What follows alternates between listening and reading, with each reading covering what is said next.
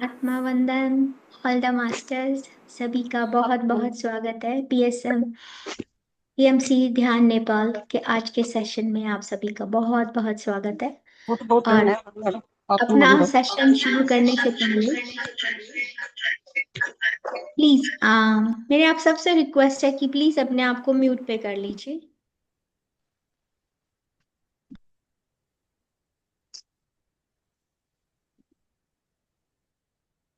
आंखें बंद करके सिर्फ 1 मिनट का मौन करेंगे अपना सेशन शुरू करने से पहले। तो सभी आंखें बंद कर लीजिए। अपने सभी आदरणीय गुरुजनों को नमन करते हुए, पितामह बद्री जी को, महाअवतार बाबा जी और दुर्गा माँ की सभी 9 रूपों को आमंत्रित करते हुए हम अपने आज के सेशन का प्रारंभ करते हैं। Silent just for 1 minute.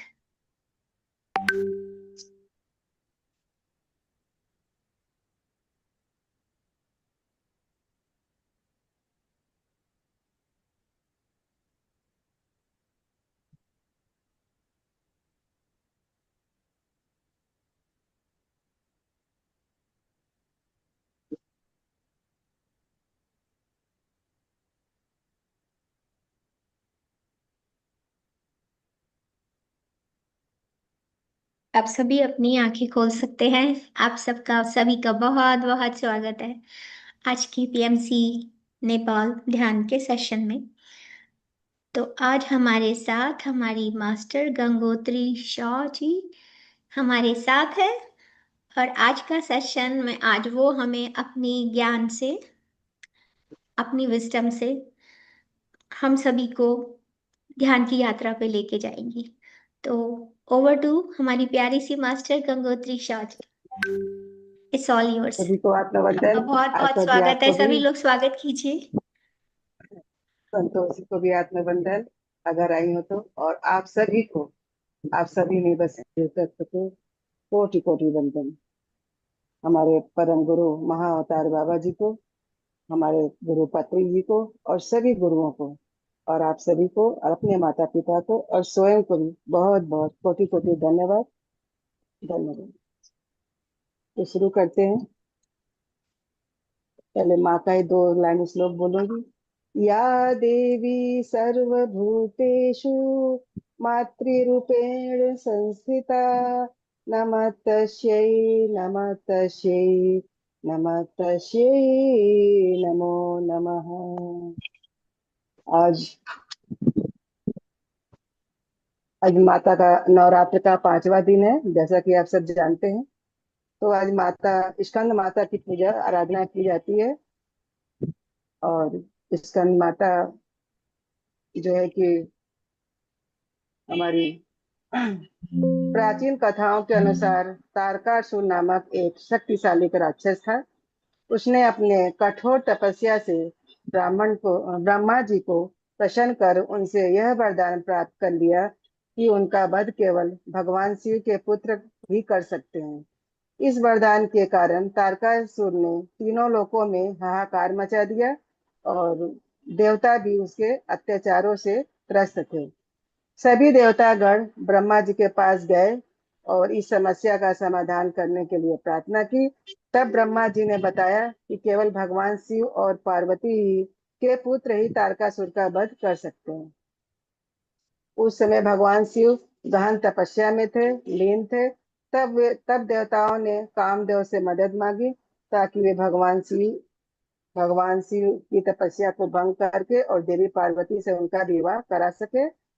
तब जाकर शिव और पार्वती का तब उस समय तक पार्वती और शिव का विवाह नहीं हुआ था। तब कामदेव ने शिव जी की तपस्या भंग की, जिससे शिव जी क्रोधित हो गए और उन्होंने कामदेव को भस्म कर दिया।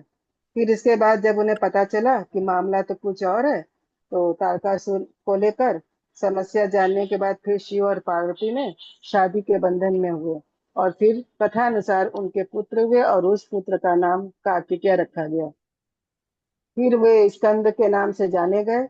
और जब वे बड़े हुए तो उन्हें देवताओं की सेनापति बनाया गया और उन्होंने तारकासुर का वध किया।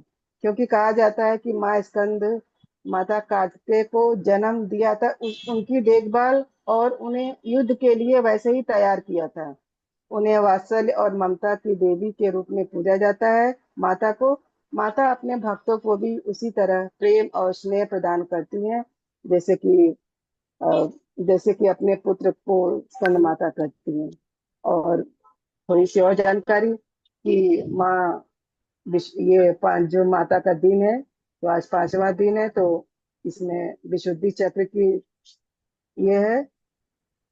और विशुद्धि विशुद्धि चक्र को सिद्ध करने के लिए हमें माँ सरस्वती का पूजा पाठ करना चाहिए, जिससे कि हमारे थर्ड चक्र स्वस्थ और क्लियर है।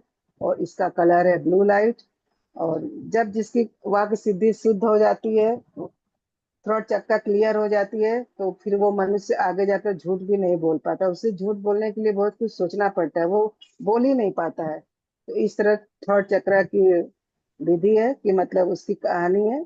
और विशुद्ध चक्र अगर खराब होता है तो गला खराब होने का भी यह है कि जैसे कि थायराइड ग्रंथि का भी बढ़ जाना, या आवाज ऊंचा नीचा होना, रुक जाना, ये सब थॉट चक्र खराब होने की ये जो कि इसका बताया जाता है कि ऐसे ही लक्षण है, बताया जाता है। तो फिर आगे शुरू करती हूँ। इसके बाद थोड़ी और कहानी है कि नवरात्रि के बारे में थोड़ा बताएंगे कि माँ दुर्गा का पृथ्वी पर आगमन हो चुका है, जैसा कि हम सभी जानते हैं। और हम साल में 2 बार नवरात्रि क्यों मनाते हैं, इसके बारे में थोड़ा बताएंगे कि इस नवरात्रि को साल में 2 बार क्यों मनाया जाता है, जिसमें कि शक्ति के 9 रूपों की पूजा की जाती है। यह त्योहार साल में 2 बार आती है, एक चैत्र नवरात्र और दूसरा शारदीय नवरात्र। शारदीय नवरात्र अभी चल रहा है। शारदीय नवरात्र का शाब्दिक अर्थ है नवरात्र। इन नवरात्रों की गिनती अमावस्या के अगले दिन से की जाती है। चैत्र नवरात्र नवरात्रि मार्च या अप्रैल के महीने में पड़ती है। और शारदीय नवरात्रि आश्विन मास सितंबर या अक्टूबर के महीने में पड़ती है। हालांकि आप सभी जानते होंगे, सभी को पता है, नवरात्रि साल में 4 बार मनाई जाती है, जो कि दो नवरात्रि को गुप्त रखा गया है और वो सभी उसके बारे में जानते भी नहीं है। तो ये 2 गुप्त नवरात्रि ये कब मनाई जाती है? एक तो मनाई जाती है माघ के महीने में शुक्ल पक्ष में, और दूसरी आषाढ़ के महीने के शुक्ल पक्ष में। इन दोनों नवरात्रि को गुप्त नवरात्रि कहा जाता है और इन्हें गुप्त तरीके से ही मनाया जाता है। इसमें बहुत से मतलब नवरात्र में माँ दुर्गा की ही 10 विद्याओं की गुप्त रूप से साधना की जाती है, जिसे इसलिए इन्हें गुप्त रखा जाता है। और ये हर कोई नहीं करता है, ये जो साधना करने वाले हमारे ऋषि मनीषी है, यही लोग करते हैं। और अब थोड़ा बहुत ये आम इंसान भी करने लगे हैं, पर इतना ज्यादा नहीं करते। ये 2 ही नवरात्रि हम लोग ज्यादा करते हैं। चैत्र नवरात्र, जिसे बसंत नवरात्रि भी कहा जाता है, ये चैत्र के चंद्र महीने के दौरान मनाई जाती है। इस नवरात्रि के 9वें दिन रामनवमी का त्योहार मनाया जाता है, जो इसे भगवान राम जी का जन्मदिन भी पड़ता है। इस दिन जो चैत्र नवरात्रि है, उस दिन 9वें दिन भगवान राम जी का जन्मदिन पड़ता है। इस वजह से कुछ लोग कहीं कहीं और, जैसे कि उत्तर प्रदेश और भी कई स्थानों पे, इसे रामनवमी का त्योहार बोलकर मनाते हैं। कई इलाकों में यह त्योहार बसंत की फसल के बाद मनाया जाता है, और ये हिंदू चंद्र कैलेंडर के पहले दिन को भी दिखाता है। जैसे कि विक्रम संवत कैलेंडर के अनुसार हिंदू चंद्र नववर्ष के रूप में भी जाना जाता है। हिंदुओं का नव वर्ष चैत्र नवरात्रि के पहले दिन यानी वर्ष प्रतिपदा और गुड़ी पड़वा पर हर साल मनाया जाता है। और इसी दिन में सम्राट विक्रमादित्य ने अपना राज्य स्थापित किया था, और इसी दिन उनके नाम पर विक्रमी संवत का पहला दिन भी प्रारंभ हुआ था। वहीं दूसरी ओर शारदीय नवरात्रों में से सबसे अधिक मनाया जाता है। ये जो शारदीय नवरात्रि है, ये दोनों नवरात्रों में से सबसे अधिक मनाया जाता है। दोनों क्या, चारों में से। जिसका नाम शारदा के नाम पे रखा गया है, और जिसका अर्थ ये होता है शरद ऋतु। ये नवरात्रि आश्विन चंद्र महीने शुक्ल पक्ष यानी उज्जवल पखवाड़े के पहले दिन से शुरू होती है। यानी आमतौर पर सितंबर और अक्टूबर के महीने में त्योहार का सही तारीख अगर हिंदू कैलेंडर के अनुसार देखें तो चंद्रमा की चाल से लीप वर्ष के समायोजन के आधार पर एक दिन ज्यादा या एक दिन कम, जैसे कि अभी इस बार एक दिन ज्यादा हुआ है, आप सभी को पता होगा। तो शारदीय नवरात्रि के 9 दिन पूरे होने के बाद दसवीं तिथि को विजयादशमी मनाया जाता है। दशहरा पर्व मनाया जाता है। शारदीय नवरात्र का महत्व सबसे ज्यादा इसलिए भी है कि इस समय देवताओं ने दैत्यों से परास्त होकर शक्ति की आराधना की थी। जब एक समय दैत्यों ने इतना अत्याचार कर दिया था तो उनसे परास्त होकर फिर क्या करेंगे, फिर देवताओं ने फिर शक्ति की आराधना की और दुर्गा स्वरूप शक्ति ने दैत्यों का जन्म लिया और फिर उनका खात्मा किया, संहार किया। नवरात्रि अनुष्ठानों का प्रारंभिक उल्लेख रामायण के स्थानीय ग्रंथों से भी मिलता है, जैसे कि बंगाली कृत्यवासी रामायण में इसमें राम को दुर्गा पूजा करते हुए दिखाया गया है। कहा जाता है कि शारदीय नवरात्र का व्रत भगवान राम ने रावण पर विजय प्राप्त करने के लिए किया था। उन्होंने पूर्ण विधि विधान से माता शक्ति की पूजा की, उपासना की। इसके बाद 9 दिन तक शक्ति की आराधना करने के बाद 10वें दिन राम ने रावण का वध किया था। इस तरह महाकाव्य महाभारत के विराट पर्व और भीष्म पर्व अध्यायों में 2 बार दुर्गा स्तुति का वर्णन है। बंगाल में इस नवरात्रि में इस पूजा का सबसे बड़ा महोत्सव मनाया जाता है। बंगाल में सप्तमी, अष्टमी और नवमी भी विशेष पूजा का विशेष महत्व है। नवरात्रि का त्योहार साल में 2 बार मनाए जाने के पीछे प्राचीन कथाओं का उल्लेख भी पुराणों में है। जैसे कि माना जाता है कि पहले नवरात्रि सिर्फ चैत्र नवरात्रि को ही सब जानते थे और वही लोग ज्यादा मनाते थे, जो कि ग्रीष्म काल के पहले मनाई जाती है। लेकिन जब श्री राम ने रावण से युद्ध किया और विजयी हुए तो विजय होने के बाद माँ का आशीर्वाद लेने के लिए उन्होंने नवरात्रि की प्रतीक्षा नहीं करना चाहते थे कि बहुत लेट हो जाएगा। इसके बाद फिर उन्होंने एक विशाल दुर्गा पूजा को आयोजित किया और तब से शारदीय नवरात्रि का पर्व साल में 2 बार मनाया जाने लगा। और इसका उल्लेख न केवल हिंदू धर्म ग्रंथों बल्कि दूसरे धर्म ग्रंथों में भी मिलता है। और जैसे कि सिख धर्म में साहित्य के दसम गुरु ग्रंथ में भी इसमें पारंपरिक रूप से गुरु गोविंद सिंह का प्रभाव दिखता है, जो कि देवी की आराधना करते हैं। और 10वें गुरु गुरु गोविंद सिंह द्वारा रचित चंडी दीवार एक वार है जो दसम ग्रंथ के पंचम अध्याय में है और इसे भगवती जी भी कहते हैं। ये मार्कंडेय पुराण दुर्गा सप्तशती के आधार पर रचा गया है। इसमें देवताओं और असुरों के बीच का संघर्ष का वर्णन है। इसमें चंडी एक मुक्तकारी देवी के रूप में दिखाई गई है, जो कि असत्य के मार्ग पर चलने वाले लोगों का विनाश करती है। सिखों के ऐतिहासिक रूप से देवी शक्ति के प्रति श्रद्धा और हथियारों की पूजा को शाक्त हिंदुओं के समान से दर्शाया गया है, दिखाया गया है। सिख धर्म के दूसरे गुरु जो थे अंगद देव जी, वो भी दुर्गा के बहुत उत्साही भक्त थे। बहुत उनको मानते, देवी शक्ति की बहुत पूजा आराधना करते थे। और जैन धर्मावलंबियों ने भी हिंदुओं के साथ नवरात्रि में सामाजिक व सांसारिक उत्सव में भाग लिया, ये नवरात्रि मनाने के लिए। और नवरात्र न केवल भारत बल्कि दुनिया में भी उतना ही प्रसिद्ध है जितना हमारे देश में। जैसे कि दुनिया भर के विभिन्न बागानों, खदानों व औपनिवेशिक काल के दौरान गैर मुखिया नौकरों के रूप में, जो कि अपने देश को छोड़कर विदेशों में चले गए थे रहने, प्रवासी बनकर, तो उन्होंने भी वहां पर अपना नवरात्रि के परंपराओं को मनाना जारी रखा था। उदाहरण के लिए जैसे मलेशिया, थाईलैंड, सिंगापुर और श्रीलंका में हिंदुओं ने 19वीं शताब्दी में दक्षिण पूर्व एशिया में हिंदू मंदिरों का निर्माण किया और नवरात्रि उनके प्रमुख पारंपरिक त्योहारों में से एक रहा। आज भी त्रिनिदाद और tobacco, Guyana, Fiji, Mauritius, Canada, सूरिनामा, दक्षिण अफ्रीका, संयुक्त राष्ट्र अमेरिका और यूनाइटेड किंगडम में भी नवरात्रि लगभग 20वीं शताब्दी के मध्य से स्थानीय हिंदू समुदायों के सबसे प्रमुख स्थानों में उत्सव में एक तरह से मनाया जाता है। दुर्गा पूजा बंगाल के बंगाली और गैर बंगाली भी इस पर्व को मनाते हैं। जैसे कि कोई बंगाली मुसलमान भी इस त्योहार में भागीदारी लेते हैं। ढाका में जैसे ढाकेश्वरी मंदिर की में भक्तों की पूजा को भक्तों को आकर्षित करती है, और वही नेपाल में भी इसे दशहन के नाम से जाना जाता है।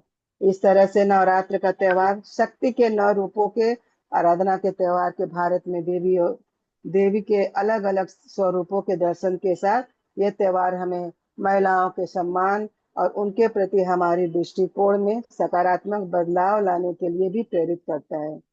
अब इस सवाल है कि दुर्गा दुर्गा का जन्म कब हुआ था, दुर्गा कैसे पहले आई धरती पे, ये भी हम नहीं जानते। इसके बारे में भी छोटी सी कहानी है कि माँ दुर्गा की उत्पत्ति के बारे में तो कोई जानता नहीं था, उनके स्वरूप के बारे में। तो आइए हम जानते हैं साधको। हिंदू धर्म में देवी दुर्गा को आदि शक्ति अंबिका को सर्वेश्वरी और त्रिदेव जननी कहा गया है। वेद, उपनिषद, पुराण, अन्य हिंदू शास्त्रों में उनकी उत्पत्ति और स्वरूप का विस्तार विस्तार से वर्णन किया गया है। आगम शास्त्र में शक्ति तत्व एवं शक्ति उपासना से संबंधित सबसे सर्वोत्कृष्ट, अत्यंत अप्रितम एवं प्रमाणित ग्रंथ है। इनके अनुसार ब्रह्मांड की उत्पत्ति से पहले भी देवी थी, माने जब हमारा ब्रह्मांड नहीं था उसके पहले भी देवी थी, और वो अकेले ही प्रकट हुई थी। तब कहीं कुछ भी नहीं था। अतः देवी को केवल अपनी ही छाया दिखाई दी। जब कुछ भी नहीं था तो देवी को अपनी ही छाया दिखाई दी, और इसी छाया से माया बनी, जिससे मानसिक शिव हुए। और इसी आधार पर आगम शास्त्रों में भी शक्ति को शिव की जननी माना गया है। सृष्टि की रचना हेतु देवी ने इसी मानसिक शिव को अपने पति के रूप में स्वीकार किया और सृष्टि की रचना की। तब देवी ने अपने पति आदिनाथ को सृष्टि रचना हेतु अपने मन से उत्पन्न किया तथा उन्हें अपने पति के रूप में स्वीकार किया। सृष्टि की रचना की, परंतु वो कभी भी उनके अधीन नहीं रहे, शक्ति जो है, बल्कि शिव ही उनके अधीन रहते हैं। इसका अनेकों प्रमाण आगम ग्रंथों में भी उपलब्ध है। और श्री ललिता सहस्त्र नाम में भी देवी का एक नाम स्वाधीन बल्लभा भी है, जिसका अर्थ है शिव जी उनके अधीन रहते हैं। देवी पूरी तरह से स्वतंत्र हैं, वो किसी के बंधन में नहीं रहती हैं। देवी भागवत के अनुसार, देवी भागवत के स्कंद 7 में भगवती अपने पिता नागादिराज हिमालय को अपने प्राकट्य का विवरण देते हुए ये कहती है कि हे नागादिराज हिमालय, सृष्टि से पूर्व मेरे अलावा कोई कोई भी नहीं था। तब मैं ही पर ब्रह्म थी। अपने ही आधार अपने ही आधार शिव का वरण करके मुझ में दोष आ गया। मैं एको हम बहुश्याम की कामना करके सृष्टि रचना में निमग्न हो गई। वह ब्रिजो उपनिषद के अनुसार सृष्टि से पूर्व देवी ही थी। पराशक्ति सर्वव्यापी तथा सतचित एवं आनंद रूपा है। पराशक्ति, चित शक्ति, परमेश्वर, ब्रह्मांड जननी तथा आदि शक्ति ब्रह्मा तथा आत्मा सब इन्हीं के नाम है। वह आद्या इसलिए कही जाती है कि इनसे पहले कोई नहीं था। देवी ने ही ब्रह्मांड की रचना की। ब्रह्मा, विष्णु, महेश सभी समेत प्राणी मात्र को जन्म दिया। ब्रह्मांड में जो कुछ भी है सब देवी में ही ओतप्रोत है। यह शक्ति स्वयं प्रकाशित होती है। यही आत्मा है, यही शक्ति है। नित्य निर्विकार परमात्मा की चेतना की द्योतक भी है।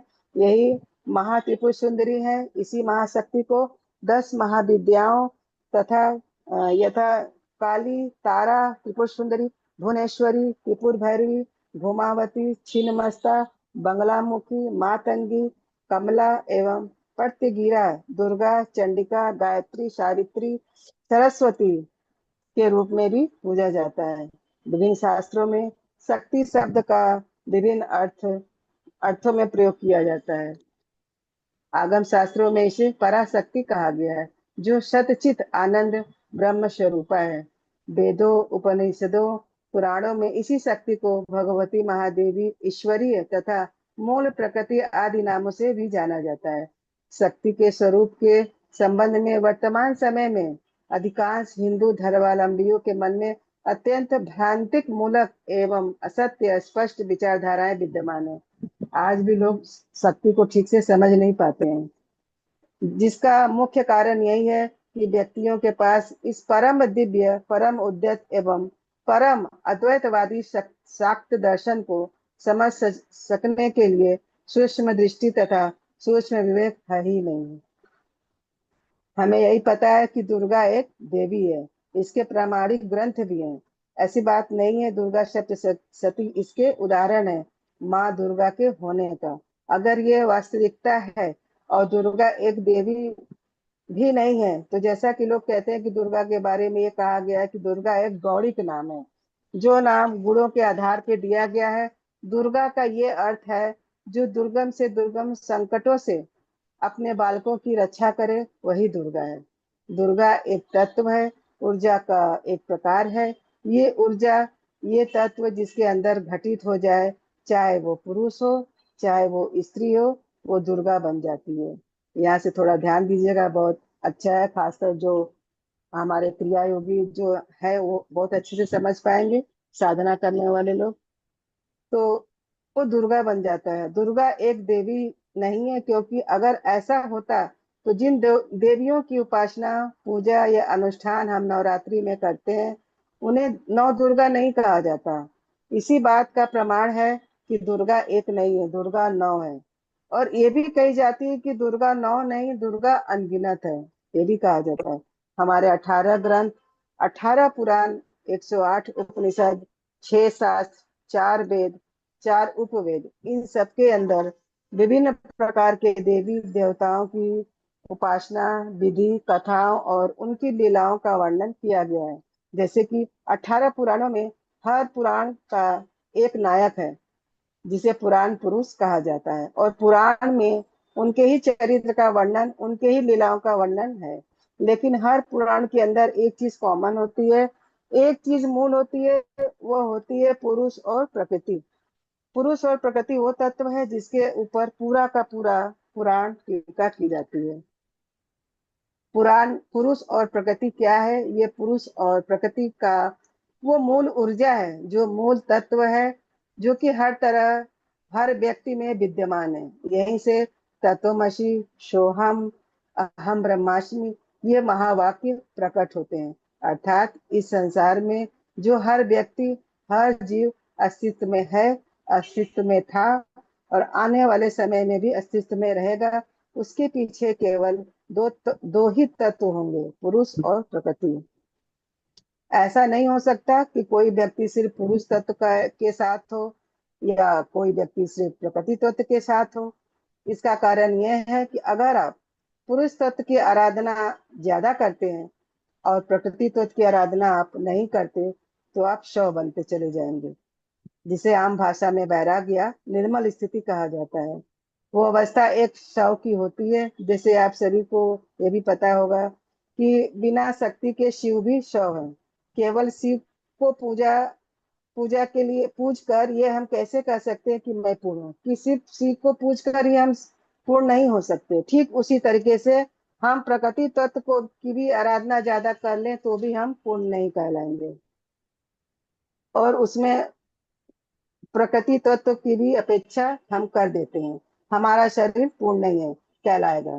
कारण क्या है कि शक्ति को नियंत्रण करने के लिए व्यक्ति को योगाभ्यास करना पड़ता है, उसे अपनी कुंडलिनी का अभ्यास करना पड़ता है। यही हम सब अभी साधना करते हैं, और उसे ध्यान साधना का अभ्यास करना पड़ता है। तब कहीं जाकर उत्पन्न होने वाले मंत्रों की शक्ति को अपने शरीर में समाहित कर पाएगा। और यह शरीर भी प्रबलता केवल योग से ही संभव है। जब भगवान शिव से बड़ा कोई योगी नहीं है, हम सभी जानते हैं कि भगवान शिव से बड़ा कोई योगी नहीं है। शक्ति को धारण करने के लिए वो भी निरंतर योग अभ्यास करते रहते हैं, हमेशा योग ध्यान में लीन रहते हैं। शक्ति के शिव की आराधना करो या बिना शिव के शक्ति की आराधना करो, वो भी निसफल है। बहुत से उदाहरण हमारे पूर्व काल के संतों ने प्रस्तुत किया है, जहाँ वो स्वयं शिव हो चुके थे, जहाँ पर वो स्वयं शक्ति हो चुके थे। जैसे कि बाबा कीनाराम को लीजिए, तो वो उन्होंने अपने शरीर को इतना शिवमय बना लिया कि खुद शिव हो गए। और आदि गुरु जगत गुरु शंकराचार्य, उन्होंने भी सिर्फ केवल शिव की ही आराधना की और और शिव बन गए थे।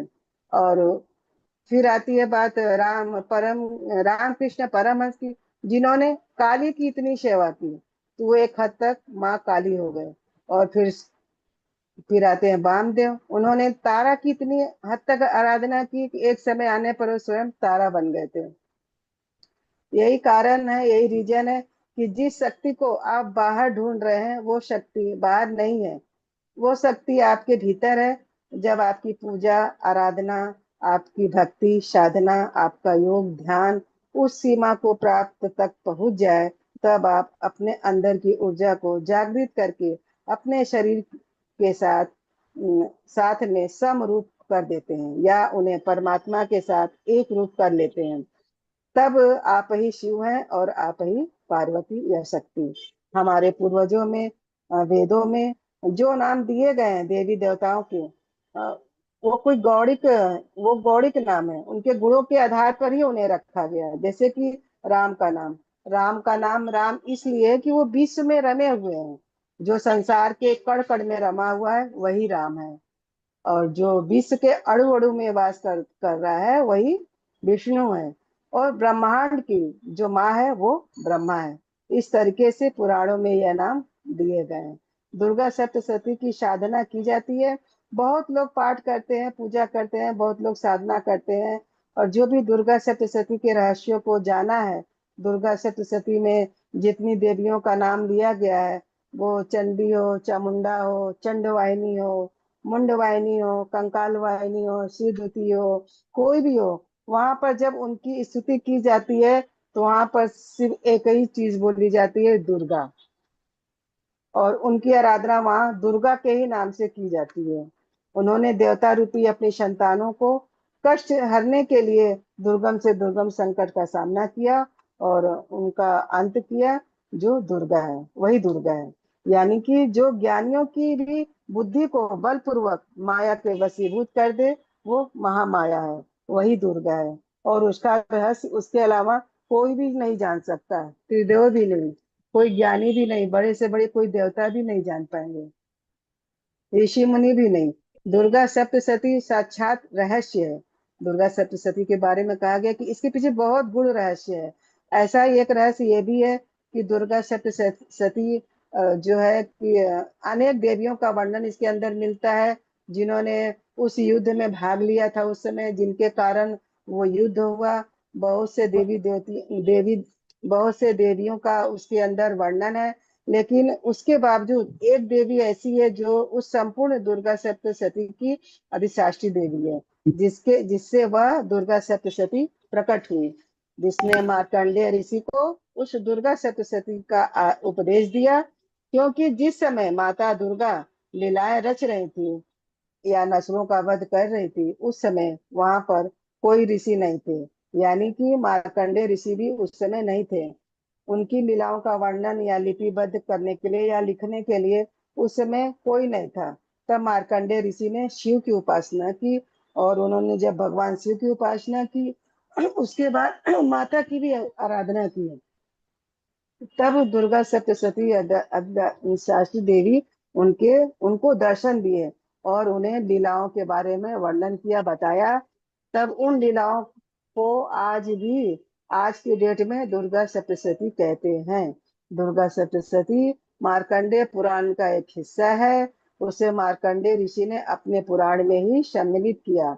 दुर्गा सप्तशती के अंदर की लीलाएं जिनकी हैं वो देवी अलग है, और जिसने दुर्गा सप्तशती को प्रकट किया संसार के सामने वो देवी अलग है। दुर्गा सप्तशती के अधिष्ठात्री देवी हैं। इस प्रकार देवी दुर्गा के बारे में अनेक प्रकार की देवी दुर्गा के बारे में जितना भी हम गूढ़ रहस्य है जाने, सभी कम है। तो इस तरह मैं अपनी वाणी को विराम दूंगी, बहुत ज्यादा बोली। बहुत सुंदर बोला आपने। इतना तो हम लोग को मालूम ही नहीं था। बहुत सुंदर बोला है गंगोत्री जी। बहुत बहुत मैम, बोली, फिर मैं अच्छा समय जय देख श्री रही कृष्ण, हूँ। राधे राधे। बहुत मेहनत करी है, मानना पड़ेगा आपको। बहुत मेहनत करी है आपने इस बारे में। बस बहुत माता बहुत रानी ने धन्यवाद। मेहनत करवाया। करवाया, माता सही रानी बोली बात है, कि माँ ने करवाया। शक्ति हाँ, ने माँ ने ही करवाया, शिव करवाया और कि शक्ति ने करवाया, हाँ। सही बात है। और मैं 9 दिन का व्रत भी करती हूँ, तो शायद माँ ने मुझसे बुलवाया ये कहने के लिए कि सभी सही है, बोलना है तो बोलो सही मेरे बारे में, कुछ लोग जाने। तो मैंने बहुत है। ढूंढ ढूंढ के मैंने तैयार किया हाँ। था, तो मैं बहुत अच्छा। यस। बहुत अच्छा। तो अब ध्यान की तरफ चलेंगे। ध्यान करें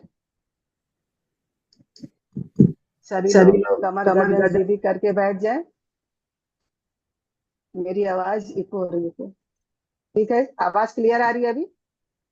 अभी तो आ रही है, क्लियर आ रही है, बीच में थोड़ा सा वो हो रही थी। हाँ हाँ, इको हो गया था।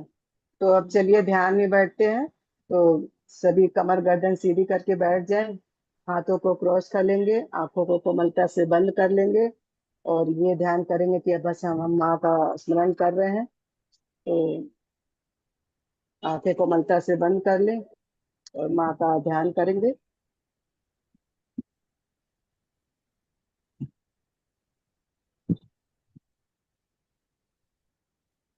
बस हम माँ से यही गुजारिश करेंगे कि ये 9 दिन हमारा बहुत अच्छे से बीते, सबको शक्ति शक्ति मिले, बुद्धि मिले, सब जो स्वस्थ रहे, प्राणी धरती पर है, सब सुखी रहें।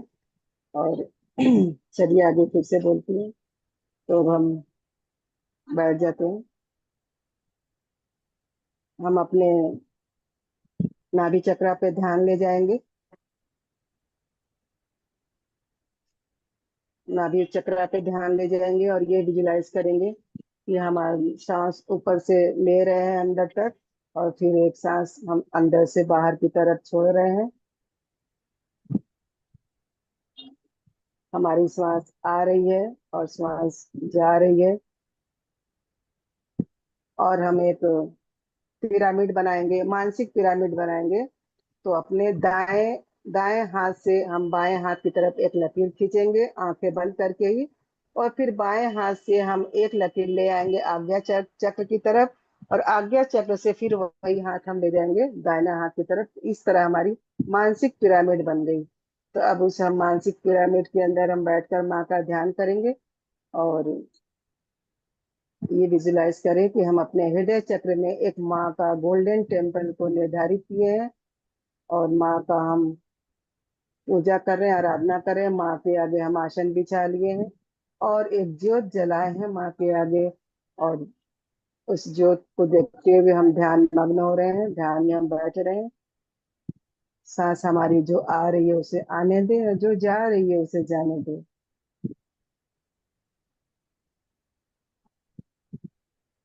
जो भी विचारधाराएं हैं उसे आप देखे ही नहीं, बस अपने विचार में अपने नए विचार जो जो आ रहे हैं माता के लिए उन्हें ही हम देखें। अपने अपने शरीर को सम्मान दें। अभी हमारा शरीर तो एकदम माँ दुर्गा के जैसे ही हो गया है।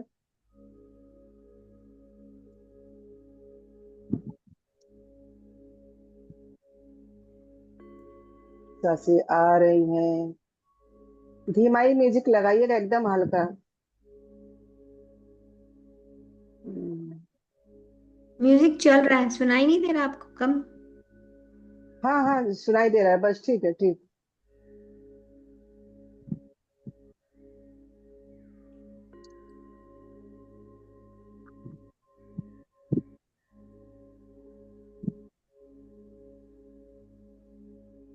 बस हम माँ की उस मूर्ति को, माँ की उस आंखों को बस एक पल निहारते रहें, और उस माँ के अंदर हम समा जाएं। माँ की कितनी सुंदर आंखें हैं, कमल नयन जैसी माँ की आंखें।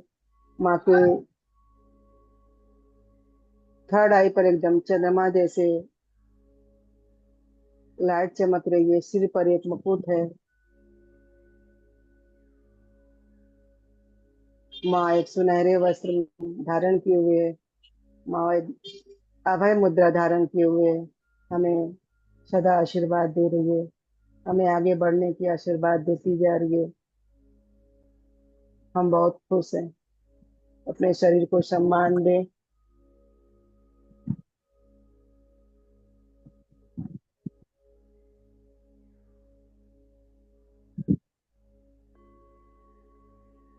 सांसों का आना और जाना तो लगा ही रहेगा। उस पर हमें ध्यान नहीं देना है, बस हमें माँ को देखना है, एक टक माँ की आंखों में देखते रहें और ध्यान मग्न हो जाए।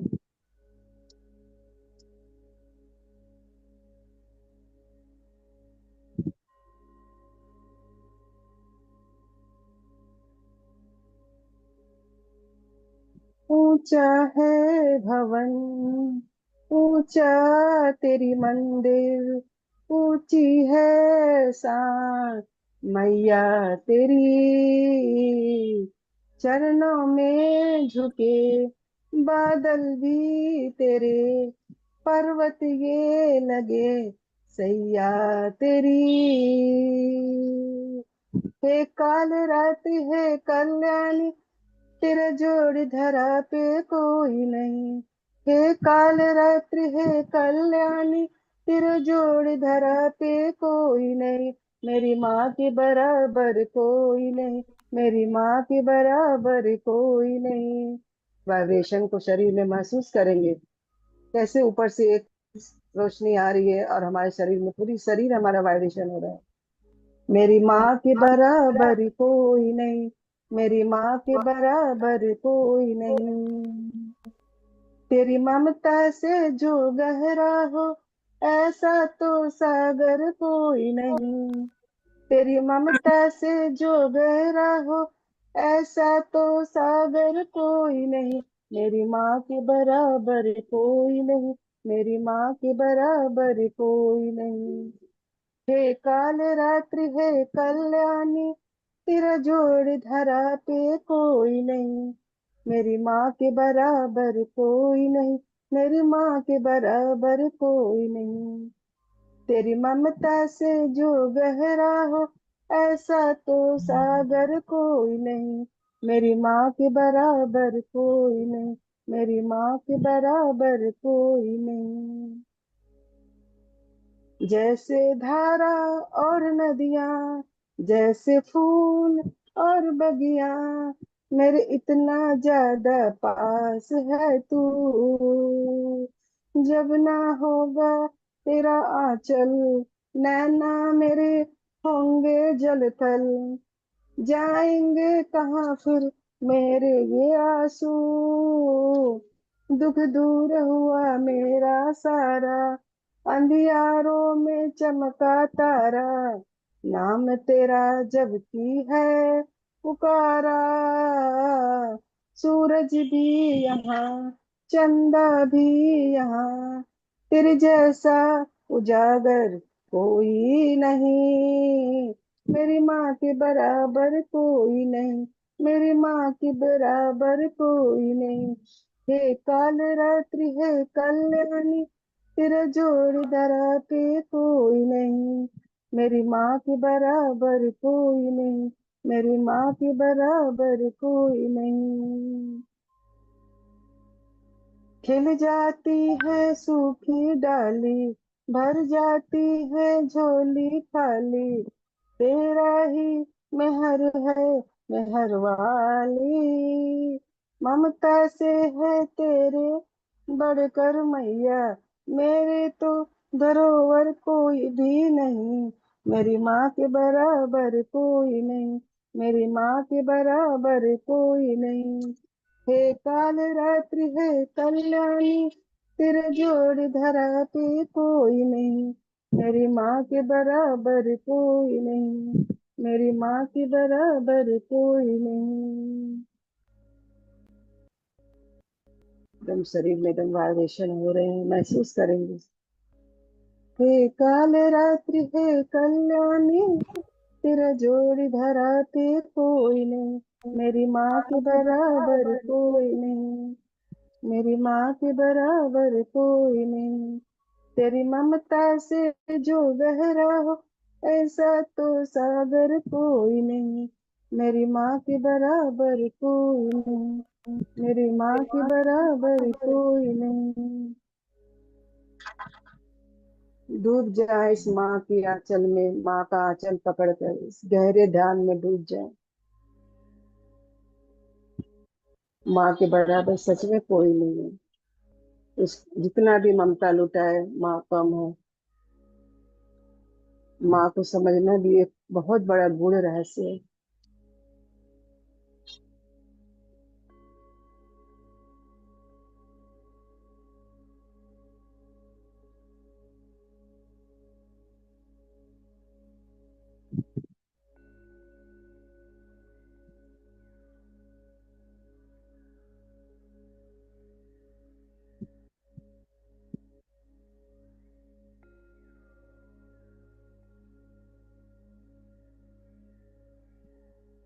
हे काल रात्रि है कल्याणी, फिर जोर धराते कोई नहीं, मेरी माँ के बराबर कोई नहीं, मेरी माँ के बराबर कोई नहीं।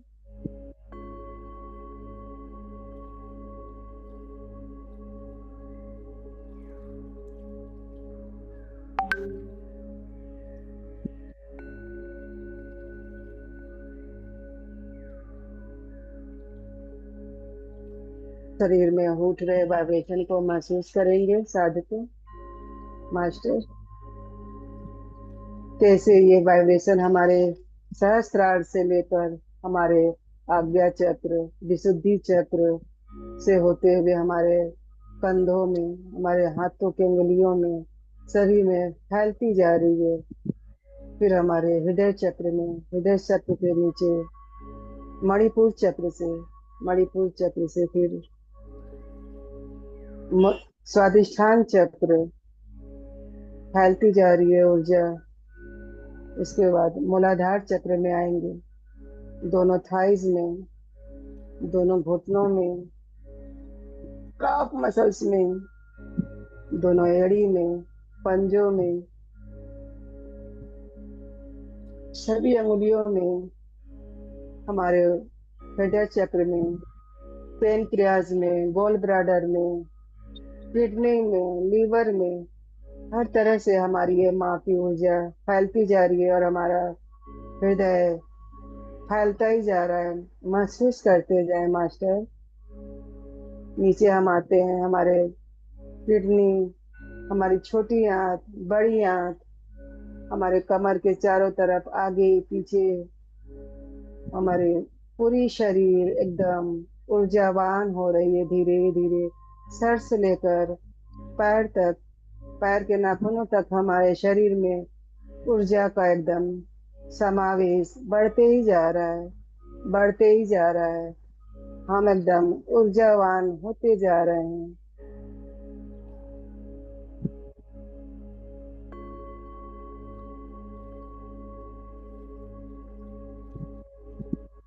महसूस करते जाएंगे इस ऊर्जा को।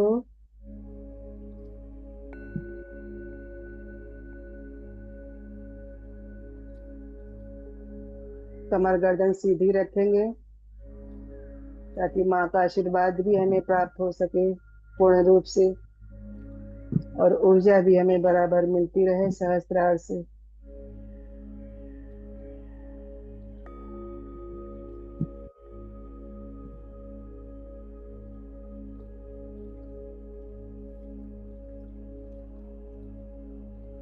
आंखें को मलता से बंद ही रखेंगे।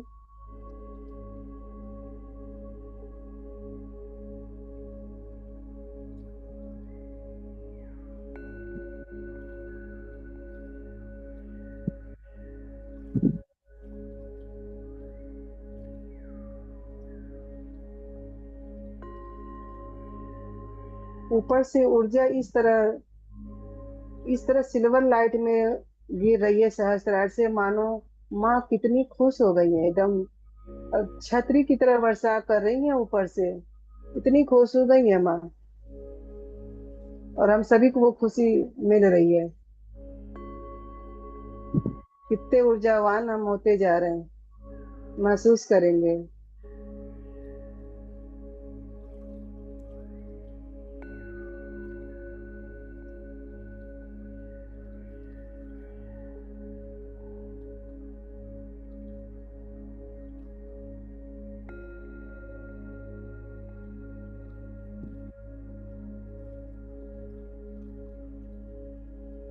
हमारी पूरी बॉडी एकदम ऊर्जावान हो गई है।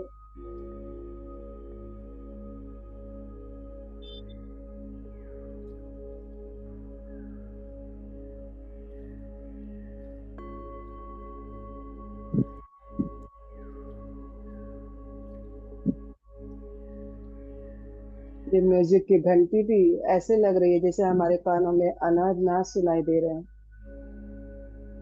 इस घंटी को भी बहुत मधुरता से सुनते जाएं। ये अनहद नाद के जैसे कानों में इसकी गूंजन लग रही है।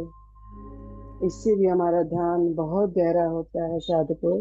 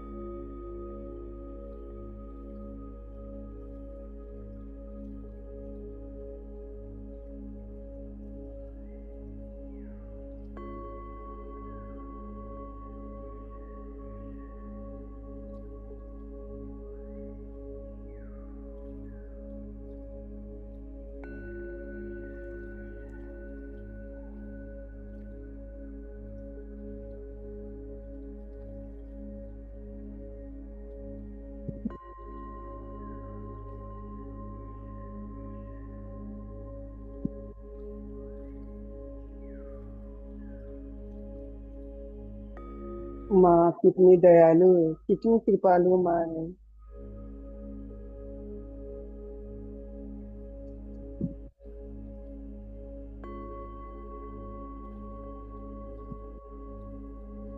हमेशा आशीर्वाद देने के लिए हमें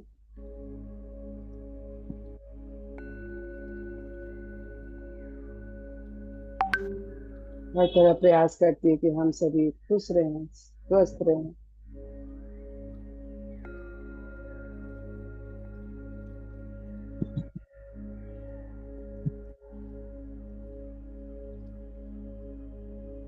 माँ माँ तो आखिर माँ ही होती है ना।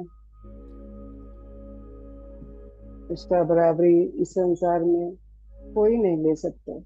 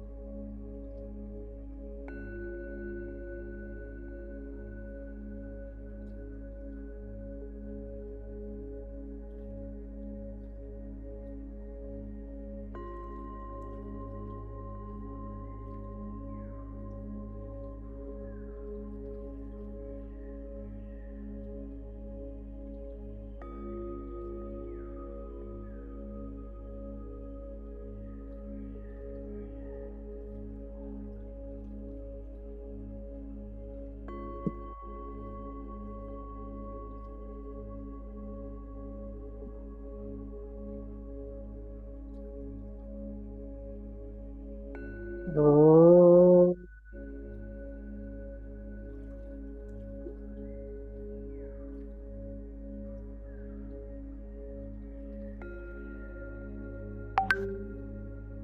ओम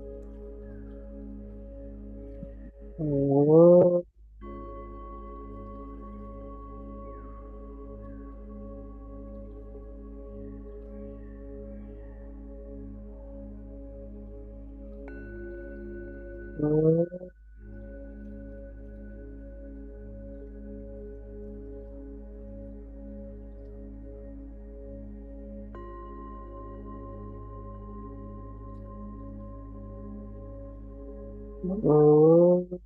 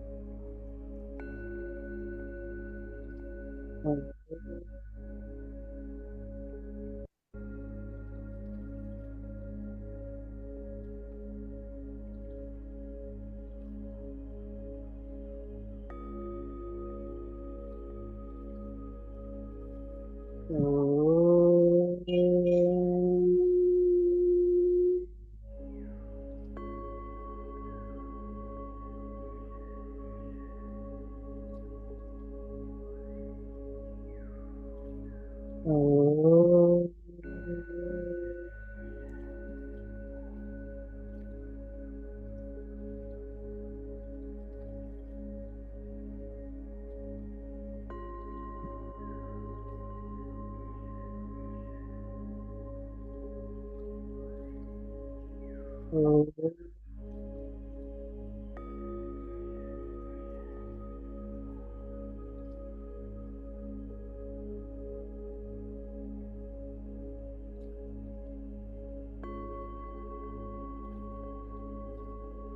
सर्वे भवन्तु सुखिनः सर्वे सन्तु निरामया सर्वे भद्राणि पश्यन्तु मा कश्चित् दुःखभाग् भवेत्। ॐ शान्ति शान्ति शांति। ध्यान से बाहर आएंगे, अपने शरीर के प्रति सजग हो जाएं, अपने आसन को हिला डुला लें।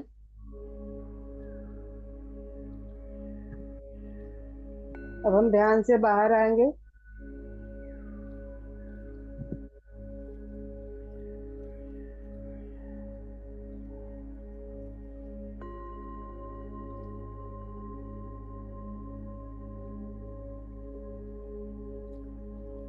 शरीर के प्रति सजग हो जाएं। अब ध्यान से बाहर आएंगे। आसन को हिला डुला लें।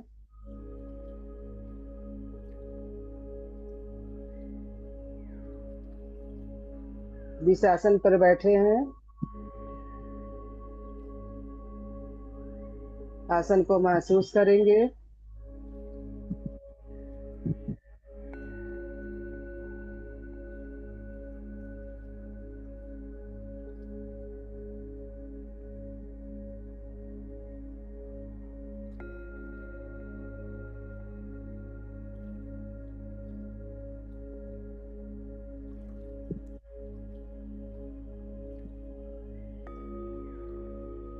तो ये हाथों को रब करेंगे।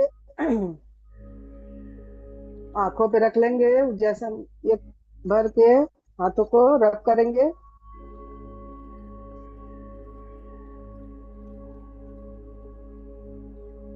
अंदर ही अंदर आंखों को खोलेंगे। 5 3 4 2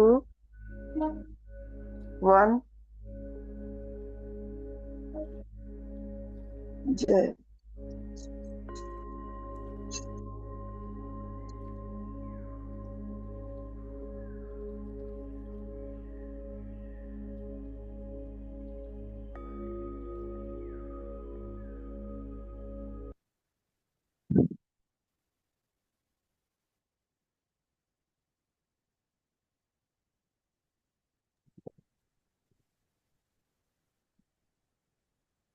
बहुत बहुत सभी अद्भुत ध्यान से ध्यान। सभी को धन्यवाद। आशा जी, सभी को कैसा लगा? अगर कहीं मुझसे त्रुटि हो, गलती हो तो मुझे माफ करिएगा आप सभी। मुझसे एक इतना अद्भुत साधारण ध्यान जिससे हो कराने सके। के लिए थैंक यू, धन्यवाद। सभी का धन्यवाद। सभी गुरुओं का धन्यवाद। पत्री सर को धन्यवाद। धरती माता को धन्यवाद। अपने माता पिता को धन्यवाद। स्वयं को भी धन्यवाद देते हैं। धन्यवाद। आप सभी का धन्यवाद। धन्यवाद। धन्यवाद। आपको भी धन्यवाद, गायत्री मैया को भी धन्यवाद। धन्यवाद। धन्यवाद। आपको भी धन्यवाद। बहुत अच्छा ध्यान करा आप। बहुत बढ़िया, थैंक यू गायत्री जी, गंगोत्री जी, बहुत अच्छा, आके बिल्कुल धन्यवाद। रहेगी। बहुत सुंदर ध्यान। बहुत ही सब माँ बहुत करवाती हैं। बहुत अच्छा, हाँ। बहुत बहुत ही ध्यान। अच्छा लगा ध्यान। माता का इतना सुंदर कहानी सुनाई, बहुत ही अच्छा लगा। हम लोग तो सप्तशती पढ़ते ही है कि तो सुने, ये सब चीज नया सुने। वही तो, हम लोग अब जितना जानेंगे उतना ही ना। अब हम लोग ध्यान साधना में आ गए हैं तो हर चीज नया नया सीख रहे हैं, जान रहे हैं, तो उसके बारे में पता जी चल जी रहा है। नहीं तो पहले बस थोड़ा बहुत ही जानते थे। तो अब हमारे गुरु लोग भी हम लोग को आगे ले जा रहे हैं, तो ज्ञान बता रहे हैं, ज्ञान दे रहे हैं। इसकी वजह से हम लोग समझ पा रहे हैं, नहीं तो हम लोग भी कहाँ समझते। तो सब कुछ नहीं, बहुत आप अच्छा लोग था। में जुड़ने का बहुत ही फायदा हुआ, बहुत ही अच्छा हुआ। चलिए, अच्छा लगा।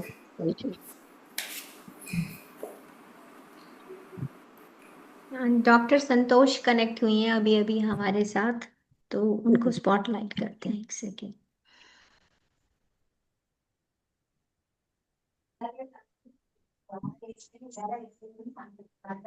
नमस्कार। सभी को प्यार भरा नमस्कार, आत्मवंदन। नमस्कार संतोष जी, आत्मवंदन। नमस्कार। माता वंदन, शायद आपका नमस्कार। जी नमस्कार। जी जी, सभी को माँ आप घर पे आ नमस्कार। गए क्या? घर पे आ गए? कैसे पहले कैसे पहले हैं? नौराते पे ओके, वाह, अस्पताल में अपॉइंटमेंट होती है। अभी भी बस और आधे घंटे में निकलना है ब्लड टेस्ट के लिए। Okay okay okay. अभी ठीक मैं है? अब बेटर। खाते पीते हाँ हाँ, पानी वगैरह पीते हैं ना? वो तो ओके बहुत ज्यादा ठीक है, पीना है, जरूरत से ज्यादा। अच्छा अच्छा हो गया। पानी बहुत ज्यादा पीना है, बिना खाए वीकनेस नहीं जाएगी। तो बिल्कुल जबरदस्ती खा भी रही हूँ, पी भी रही हूँ सही। जी। अब धीरे धीरे आएगा आराम, दर्द तो